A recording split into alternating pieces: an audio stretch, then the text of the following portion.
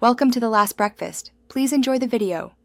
In this video, I will show how to make lion's mane updated. Start by cleaning and tearing the mushroom into bite-sized pieces, then dredge lightly in seasoned flour. Heat a skillet with oil over medium heat, fry until golden and crisp, then finish with butter and garlic for a savory crust. Serve immediately over rice or toasted bread for a meaty, seafood-like bite everyone will enjoy. Adjust seasoning to taste and consider lemon or herbs for brightness. Begin with fresh or rehydrated lion's mane, tear into feathery pieces, pat dry to avoid oil splatter, then season simply with salt and pepper. Use a non-stick skillet and medium heat for even browning, flip gently to preserve texture, and do not overcrowd the pan. Finish with a squeeze of lemon or parsley to lift the flavors before serving.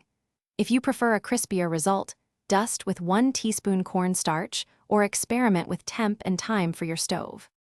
In this friendly break, I encourage you to subscribe and like if you are finding the video helpful. Quick recommendation: droplets stay hydrated anywhere with the Oala water bottle, a handy companion while cooking or for mushroom foraging trips. Check the description for the link and other deals and support the channel if you like these tips. Enjoy the rest of the tips. Now let's get back to the video. Try alternate methods like baking, air frying, or simmering in broth for a softer texture. For a crunchy version, coat with panko and bake at 425 degrees F until golden, about 12 minutes. To mimic scallops, sear in hot butter for 2 minutes per side and finish with lemon.